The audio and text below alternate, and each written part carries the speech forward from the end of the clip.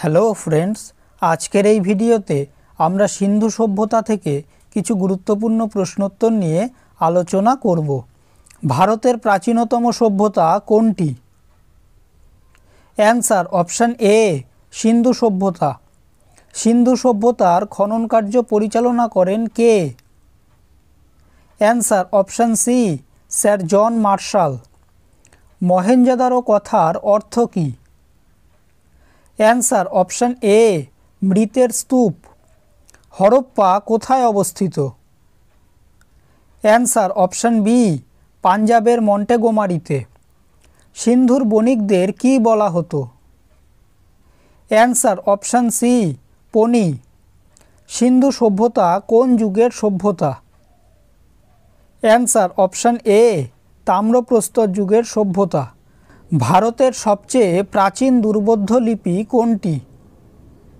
Answer option C, Sindhi লিপি।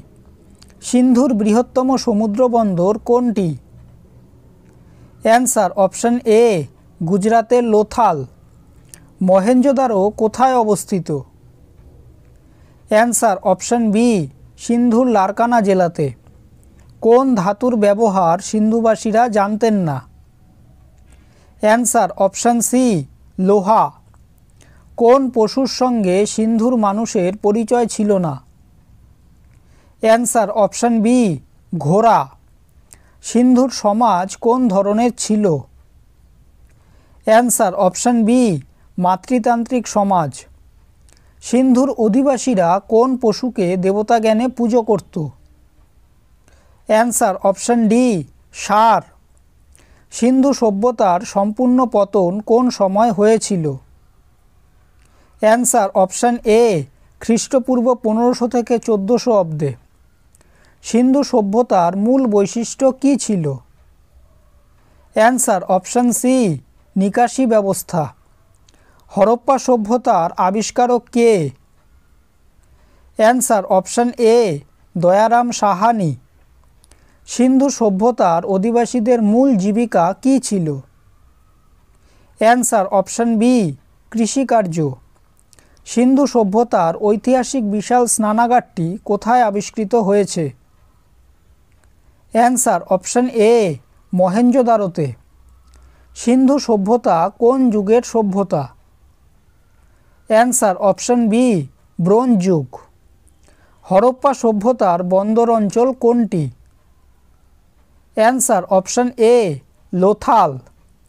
সিন্ধু সভ্যতার ঐতিহাসিক সময়কাল কী ছিল? অ্যান্সার অপশান ডি, 3000 থেকে 1500 খ্রিস্টপূর্ব। আর্যরা ভারতে এসেছিলেন কোথা থেকে? অ্যান্সার অপশান এ, মধ্য এশিয়া থেকে। সিন্ধু সভ্যতার নির্মাণ কার্যের মূল বৈশিষ্ট্য কী? অ্যান্সার অপশান সি, পোড়া ইটের ব্যবহার। সিন্ধু সভ্যতার সঙ্গে সমসাময়িক কোন সভ্যতার যোগাযোগের প্রমাণ পাওয়া যায়? অ্যান্সার অপশান ডি, মিশরীয় সভ্যতা। আর্যরা কোন জাতির বংশধর? অ্যান্সার অপশান এ, নর্ডিক জাতি। ভিডিওটি যদি ভালো লেগে থাকে তাহলে ভিডিওটিকে অবশ্যই লাইক করবে, চ্যানেলটিকে সাবস্ক্রাইব করবে আর তোমাদের মতামতটি অবশ্যই কমেন্ট করে জানাবে। ধন্যবাদ।